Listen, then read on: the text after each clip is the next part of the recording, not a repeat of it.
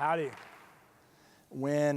Before I start, I was going to go into my background a little bit to kind of set the stage and to maybe highlight, I think, 3 important areas the federal government should be looking at. How many of y'all are federal employees in IT shops? Raise your hand. Okay, hands down. Vendors, or you provide some service into the government? Great, okay. The press, can I have all y'all come over here? No, I'm joking, I'm joking. Well, thanks for having me here. And look, I'm always nervous when folks kind of sometimes introduce me as an expert on cybersecurity. I always say in the land of the blind, the one-eyed man is king. And in Washington, D.C., especially in Congress, we need more folks that understand these particular issues. Now, my degree is in computer science, so if some of y'all that are vendors need someone that can do some Fortran 77 code, let me know. I'm your guy. For those of y'all that did not understand that joke, maybe you're in the wrong conference. And I was walking across campus my freshman year in college at Texas A&M and saw a sign that said, take 2 journalism classes in Mexico City for $425. And when I had $450 in my bank account, so I went to Mexico. Fell in love being in another culture, seeing things I only read about in books, and added international studies as my minor. The first class I took in international studies, I had an old school Cold Warrior from the CIA as a guest lecturer, told the most amazing stories, and that began my interest in the CIA. And when I graduated at 22, I went into the agency. And I was a case officer, an operations officer. I was the dude in the back alleys at 4 o'clock in the morning collecting intelligence on threats to the homeland. I did 2 years in what I used to call the super secret CIA training facility called The Farm. And now it's on Google Maps. And I wish that was a joke. I did 2 years in India, 2 years in Pakistan, 2 years in New York City, a year and a half in Afghanistan where I managed our undercover operations, and it was one of the best jobs on the planet. But I also had to brief members of Congress, and I was pretty shocked by the caliber of our elected officials. And my mama said, you're either part of the problem or part of the solution, so I decided to run for Congress, and I lost. I lost an election by 700 votes, which is not a lot of votes, but it gave me the opportunity to become a partner in Crumpton Group, which is a small boutique strategic advisory firm where we would help clients go into markets they had never been in before. And many of our clients came up to us and said, hey, we have cybersecurity issues, can you help us? And we were all former CIA guys and gals, and being good former CIA guys and gals, we said we know a guy, and helped start Fusion X, which we did penetration testing, technical vulnerability assessment, things like that. And it was a great experience for me to understand the threats that are going on in the private sector, and it's experience that has been invaluable in my time here in Congress. And I chair a subcommittee on information technology, and one of the things that we are looking at is how do we defend our systems? Well, one of the problems we saw originally with defending our systems was that nobody was in charge. Across the federal government, we all had CIOs in every major agency. Oftentimes, the CIO did not have the authority to buy the widgets to defend that digital infrastructure. They did not have the power to decide what did or didn't go on to a network. So you can't hold somebody accountable if they don't have the responsibility and the authority to do their job. That's why Congress passed a law called FITARA, and we do a scorecard on it. And basically, a scorecard has become, basic digital hygiene within the federal government. And the goal is to make sure that the CIOs in every agency are the ones responsible for that network. And so that we can hold them ultimately accountable. We also realized that buying IT goods and services in the federal government was pretty silly. We all know, the district I represent in Texas goes from San Antonio to El Paso, 29 counties, 2 time zones, 820 miles of the border. It takes 10.5 hours to drive from one corner to the other. And it's San Antonio's big urban area, 7th largest city, and you have El Paso. And in the middle, there's more cows than people. But when you tell those folks, when you go and do events there and you say, in the federal government, if you don't use it, everybody knows that. That is an insane way to purchase things to defend our digital infrastructure. And that's why we introduced the Modernizing Government Technology Act.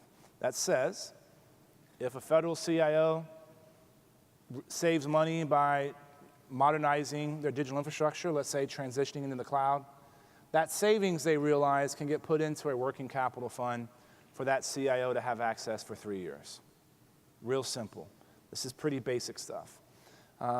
We, and again, don't live tweet this, but it's going to get put on the NDAA of the Senate this week, and this is going to ultimately come into law. And it's another tool for CIOs to use in order to modernize the system. What I have to educate my colleagues on is that the infrastructures within the federal government are so big that realizing savings and doing something like modernizing and being able to realize that savings in that same calendar year is next to impossible. So federal CIOs need to have the flexibility to purchase the IT goods and services they need in order to defend our digital infrastructure and in order to be more efficient. So that's one thing we've been working on. We've also learned that there really isn't a national cybersecurity strategy. What is a digital act of war? What's an appropriate response to it? And I generally don't look to the UN for guidance, but if you look to the UN says if you manipulate, if you destroy someone's utility grid, that's an act of war. So when the Russians did that to the Ukrainians, tried to do it to the Estonians, what was the response? Nothing. Not every country has the right criminal laws to prosecute cyber criminals.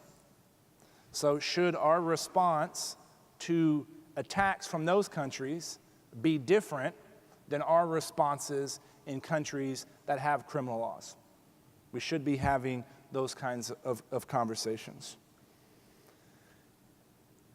Keith Alexander said this once in a hearing. He said, if the federal government thinks they can defend the digital infrastructure by themselves and the private sector can defend their infrastructure by themselves, that's the equivalent of the French thinking the Maginot Line is going to defend them from the Germans. We have to be working together, and the information sharing has to improve. But what information should we be sharing?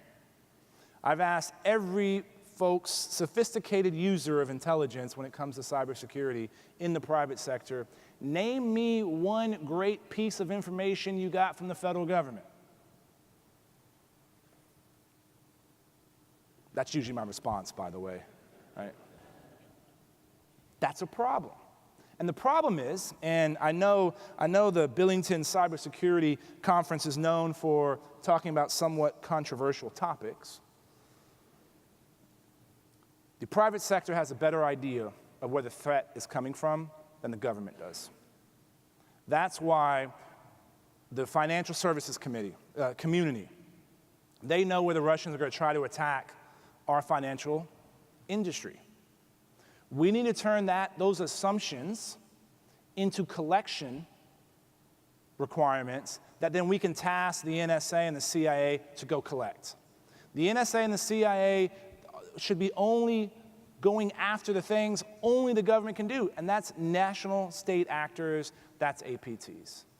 Now, turning private sector assumptions into collection requirements is actually not very hard. Even tasking core collectors, people that used to do what I did, not too difficult. But once the federal government gets that information in their hands, trying to get it back into the private sector in order for them to help defend themselves is incredibly hard.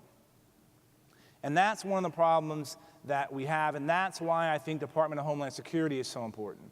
After the 9/11 Commission, it said one of the problems with information sharing across the federal government was the notion of need to know. And we had to transition to need to share. Now, information sharing on threats has improved significantly since 9/11 across the federal government. I call that horizontal sharing. We need to improve vertical sharing down to the private sector, local law enforcement. And DHS is the one entity that has the ability to go to and truly achieve need to share. And that's why we need to double down on DHS's role in coordinating information sharing between the public and private sector. When we talk about not having a national cybersecurity strategy, the Russians right now in Ukraine are utilizing and perfecting all their latest tools when it comes to electronic warfare. Is anybody talking about that? People are still saying what's happening in eastern Ukraine is a separatist movement. There's 920 Russian tanks in eastern Ukraine. There are more Russian military officers in eastern Ukraine than Ukrainians. And they are using some of the latest electronic warfare that they are perfecting and going to ultimately use against their adversaries. Are we properly countering that activity in eastern Ukraine? It's a question for y'all. So, to be able to defend our digital systems, I think we have the talent, we have the CIOs that want to do it. We got to make sure they have the tools in order to do that. We got to have a broader strategy, and we got to fix IT procurement. And we also have to develop a cyber workforce for tomorrow. GAO, believes there's about 10 to 15,000 positions within the IT infrastructure across all 24 CFO agencies.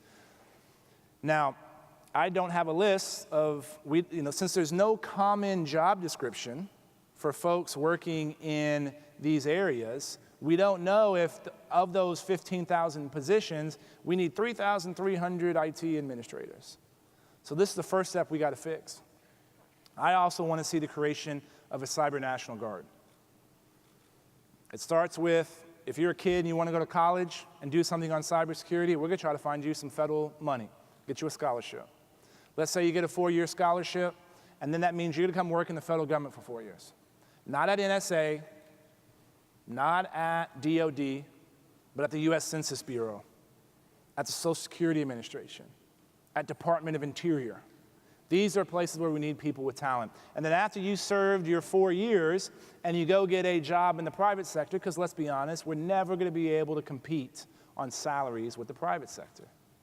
But when you go work in the private sector, that company you go work for is going to loan you back for the proverbial 1 week in a month, 2 weeks a year. I think it's going to be more like 10 days a quarter, so that you can start building a rhythm, and you have people that have talent, and then you improve the cross-pollination of ideas between the public and private sector. These are some of the things that we need to do when it comes to developing tomorrow's cyber workforce. And I'll end with, we got to stay ahead of the curve on next generation technology. Everybody talks about machine learning and artificial intelligence, but are we adopting it into the government at a fast enough speed? Why are the analysts at the National Geospatial Agency still trying to determine if a vehicle moved 1/2 of a pixel on 2 camera shots? That's an easy thing to be using computer vision based on machine learning and artificial intelligence. And if we don't think this is important enough, Vladimir Putin said it best, and I'm sure everybody saw that last week, this week, I don't remember when it was, when he says whoever wins the arms race in artificial intelligence, they're going to win the day. And I agree with that. And are we doing enough to, one, protect what we're doing when it comes to artificial intelligence? Quantum computing. Quantum computing to me is still a philosophical issue. Right? How can a bit be a 1, a 0, both, or neither, all at the same time? But quantum computing is closer than we realize. And are we prepared to defend against quantum computing? Are we changing the debate on FBI v. Apple is going to look like a tickle fight when we start talking about quantum computing being a real thing? We got to be prepared, and we got to be on the cutting edge. That means basic research. That means introducing technology that's proverbial 2 guys and 2 gals in a garage that have some new thing. How do we get that into the federal government quicker in order to defend our infrastructure? And that's why IT procurement is so important. I'm going to stop there. I think we have some microphones for folks to ask a few questions, or I think I see a microphone over there. Maybe there's one in the back. Or if you just want to yell it out, I'll try to listen. And we do have microphones here and also here. If you have questions by note card, please raise your hand, and we'll come by and pick them up. Who's first? Could you discuss a bit more about the Cyber National Guard? You've been a real champion of that.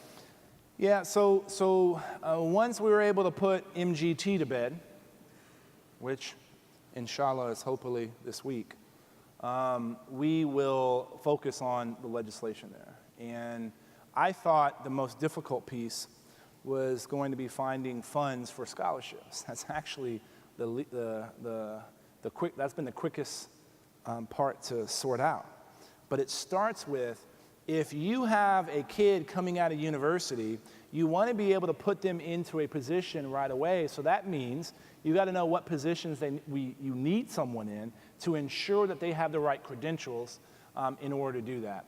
And that's something that I was hoping by this time we would have a federal CIO where they can do a 30-day sprint and ensure we had the types of the types of job descriptions we need in order to marry up the academic experience and the proper credentials in order to do those jobs. But that is the hurdle we need to fix first in order to know where we need people. Because we can also, you don't have to go to school and then work in the government and be out in industry. We can start with the industry piece and get those folks already into the Cyber National Guard. And I think that's ultimately how we're going to populate this thing quickly. But we're starting to work on language and talking to folks. So whenever I speak in schools, I always tell the kids, I know what I know what I don't know, but what I don't know is the largest of those three categories. So if you all have some pearls of wisdom, please reach out to me and my staff. Thank you very much, Congressman Hurd. We have one more question. Thank you, Congressman. DHS announced just a couple hours ago that they issued a binding directive to ban Kaspersky Lab products from the federal government within 90 days. You, as a member of the House Intelligence Committee, I'm curious what you thought of the decision. Is it necessary, and are you concerned about any possible retaliation from Russia against U.S. companies in a similar fashion? Thank you. I trust DHS to make these decisions, and is there going to potentially be retaliations? We'll see. I don't think getting into a tit for tat with Russia is in anybody's interest, but first and foremost, we needed to defend our own digital infrastructure. So I'm sure there will be many conversations about this, but again, I trust DHS, I trust the national security staff to make these decisions based on actual threats. We got to do this together.